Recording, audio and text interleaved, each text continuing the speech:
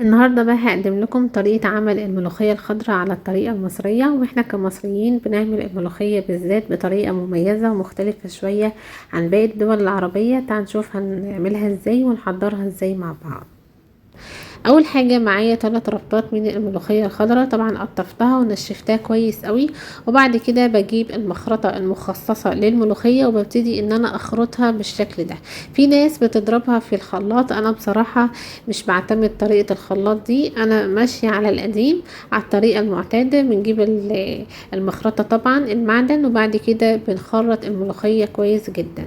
وملحوظه برضو ان احنا منحاولش نخرط الملوخيه ناعم قوي، علشان الملوخية في الاخر او قوام الملوخية ما يطلعش صايص معانا. احنا عايزين نخرطها كده لحد ما توصل للمرحلة اللي انتوا شايفينها دي. ما نبالغش قوي في التخريط، اول ما تبقى معانا بالشكل ده يعني تكون خشنة شوية مش ناعمة قوي، هي كده خلاص مظبوطة معانا.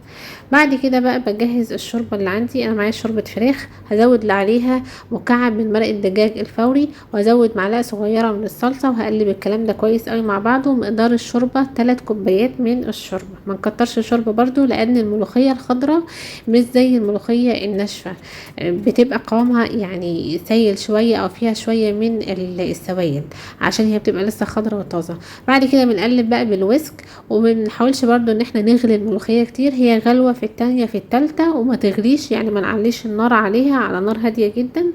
وبعد كده بقى بنجهز الطشة بتاعتها، عبارة عن معلقة كبيرة من السمنة او الزيت، وعليهم معلقة كبيرة من الثوم الناعم او الثوم المهروس، ويستحسن يكون طبعا فريش. وبعد كده بننزل عليه بمعلقه صغيره او رشه بسيطه من الكزبره الناشفه لحد ما يتحمر. ما نحاولش برضو نبالغ في التحمير علشان الثوم ما يمررش معانا.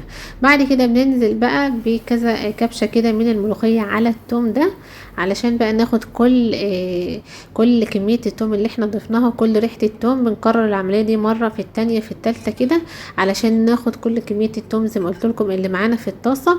واول بقى ما بنزود الثوم او نزود الطشه دي، هي تقليبه واحده بالظبط كده، وبعد كده بنقفل عليها وقدموا بقى احلى واجمد ملوخيه خضراء زي ما انتم شايفين، محتفظه بالعرق بتاعها. وده علشان احنا ما غليناش الملوخيه او ما بلغناش في تسويه الملوخيه، هي غلوه في التانية وعلى كده بتبقى مظبوطه. بنقدمها بقى في طواجن او في بولات كده تكون عميقه شويه زي ما بتتقدم في المطاعم، وقدموها بقى تاكلوها كده مع رز مع عيش. يا سلام بقى لو جنبها كده فراخ بلدي محمرة، بتبقى تحفة جدا. شايفين قوامها حلو ازاي ومظبوطة. بألف هنا ان شاء الله عليكم.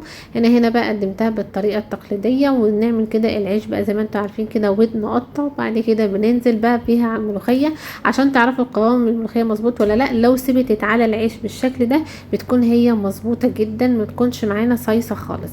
جربوها على طريقتي وان شاء الله هتعجبكم جدا.